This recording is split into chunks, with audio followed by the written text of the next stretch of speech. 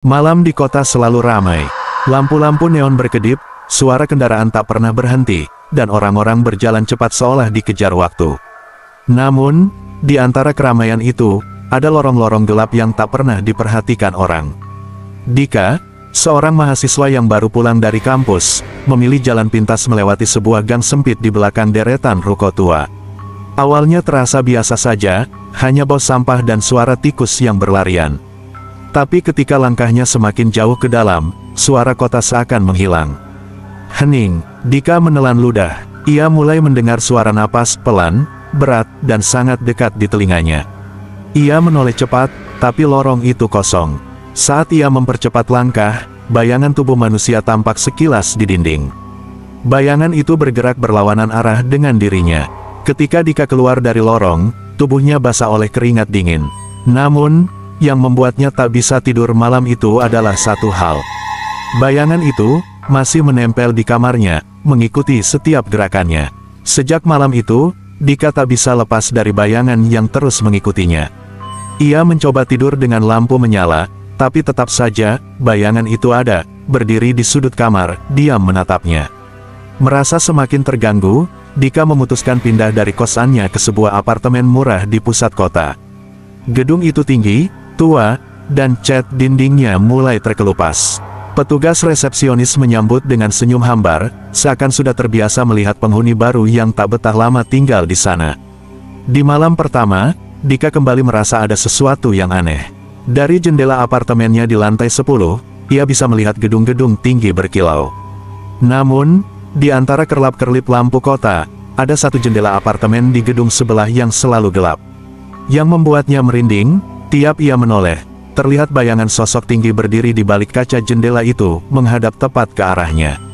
Puncaknya terjadi dini hari. Dika terbangun karena mendengar suara langkah kaki di lorong apartemen.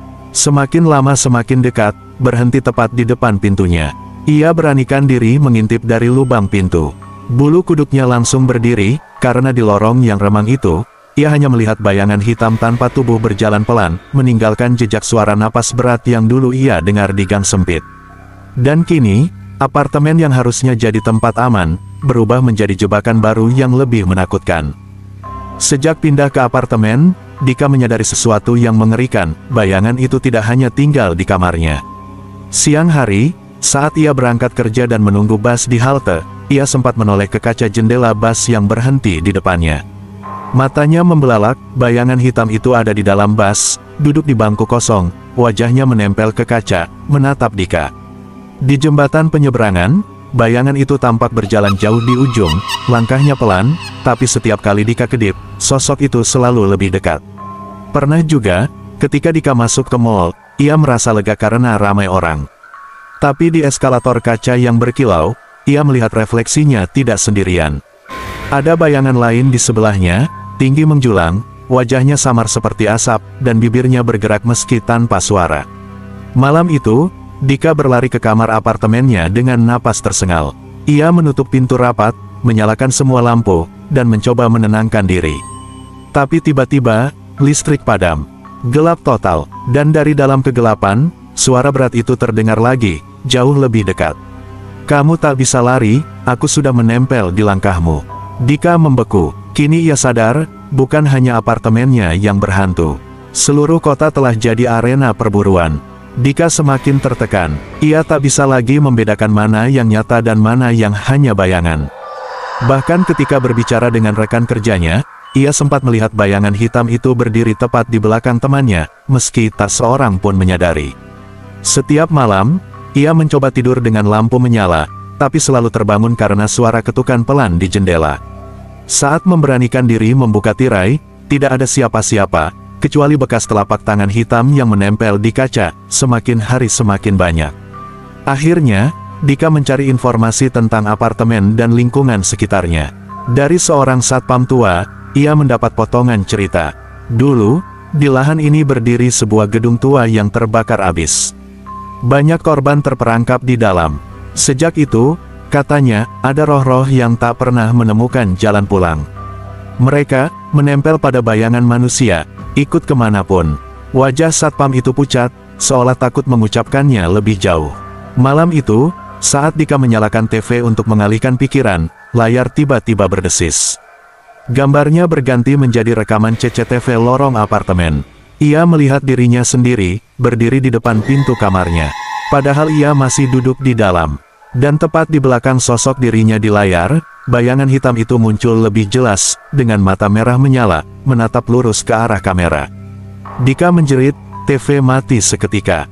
Ia sadar, semakin ia mencari jawaban, semakin dekat bayangan itu padanya. Sejak kejadian layar TV itu, Dika tak bisa lagi tenang. Malam-malamnya dipenuhi bisikan samar, seperti suara orang yang terjebak di dalam api, berteriak meminta tolong, tapi kemudian berubah menjadi tawa lirih yang menempel di telinganya. Suatu malam, saat ia mencoba tidur, pintu apartemennya terbuka sendiri dengan suara berderit panjang. Padahal ia yakin sudah menguncinya rapat. Dika memberanikan diri bangun, mendekati pintu itu, namun lorong di luar terlihat lebih gelap dari biasanya. Gelap pekat, seakan tak berujung. Tiba-tiba, dari dalam kegelapan, terdengar langkah kaki pelan, semakin lama semakin dekat. Dika panik, buru-buru menutup pintu, tapi engselnya macet. Ia mendorong sekuat tenaga, namun pintu tak bisa tertutup sepenuhnya. Di celah pintu, ia melihat sesuatu. Tangan hitam kurus, dengan jari-jari panjang menempel di kusen. Tangan itu seperti mencoba mencegah pintu benar-benar tertutup. Dika menjerit, tubuhnya gemetar. Ia akhirnya berhasil membanting pintu, lalu memasang semua kunci dan menumpuk kursi sebagai pengganjal. Namun, saat ia berbalik, kursi ruang tamunya sudah tidak di tempat. Seolah-olah, sesuatu sudah masuk sebelum pintu tertutup. Dika berdiri kaku. Kursi yang tadi ia gunakan untuk mengganjal pintu kini sudah kembali ke posisi semula di ruang tamu. Tapi ada yang berbeda, kursi itu seperti ada seseorang yang duduk di atasnya. Gelap menutupi sosok itu, hanya terlihat siluet samar dengan tubuh condong ke depan. Dika mencoba bicara dengan suara gemetar. Siapa di sana?" Sosok itu tidak bergerak, hanya diam. Namun dari arah kursi, terdengar napas berat, pelan, panjang, seolah ada makhluk yang sengaja menahan suaranya. Tiba-tiba, lampu ruang tamu berkedip-kedip. Dalam satu kilatan cahaya singkat, Dika melihat jelas. Sosok hitam dengan wajah tanpa mata, hanya mulut lebar penuh gigi yang tersenyum. Lampu padam, ruangan gelap total, dan dari kegelapan itu, terdengar suara lirih, "Aku sudah masuk." Jantung Dika serasa berhenti. Ia berlari ke kamarnya, menutup pintu dan tiarap di bawah tempat tidur, tubuh gemetar tak terkendali. Tapi sesaat setelah itu, ia sadar, pintu kamarnya tidak ikut terkunci. Dan dari balik celah pintu, ada bayangan kaki yang perlahan masuk, menyeret langkahnya mendekati ranjang. Di bawah ranjang, Dika menahan napas sekuat tenaga. Keringatnya menetes, jatuh ke lantai, menimbulkan suara kecil tik, tik, tik, yang terdengar jelas di tengah sunyi mencekam. Bayangan kaki itu berhenti tepat di samping ranjang. Diam, tidak bergerak, hanya suara napas berat yang makin dekat dengan telinganya. Perlahan, makhluk itu menunduk. Dari celah ranjang, Dika melihat wajahnya, muka hitam kelam, mulut terbelah lebar dari telinga ke telinga, gigi bergerigi meneteskan darah. Tiba-tiba, KREEKKK, ranjang Dika berderit keras, seolah sesuatu yang sangat berat naik ke atasnya. Jantung Dika berdetak makin cepat. Ia tahu, makhluk itu kini duduk di atas ranjangnya. Suara kursi di ruang tamu ikut bergeser sendiri, seakan memanggil. Dari kegelapan terdengar bisikan seram. "Kursinya kosong lagi, ikut duduk bersamaku." Dika menutup mulut, hampir pingsan karena takut. Tapi dalam hatinya ia tahu, jika ia tetap bersembunyi, makhluk itu akan menyeretnya keluar. Perlahan, tangan kurus penuh kuku panjang meraba ke bawah ranjang, semakin dekat, semakin dekat. Lalu, seluruh rumah bergetar hebat, lampu menyala mati, dan dari arah kursi terdengar suara jeritan panjang yang menusuk telinga, jeritan yang bukan manusia. Adegan berhenti pada detik itu. Gelap, sunyi, dan ketika lampu kembali menyala, kursi di ruang tamu kosong. Tapi di atas ranjang, ada jejak kaki hitam berlumuran darah, mengarah keluar kamar. Setelah jeritan itu berhenti, rumah Dika kembali sunyi. Hanya suara detak jam dinding yang terdengar, lambat, berat, seolah ikut menegaskan keheningan mencekam. Dengan gemetar, Dika bangkit dari bawah ranjang. Nafasnya terengah, tubuhnya basah oleh keringat dingin.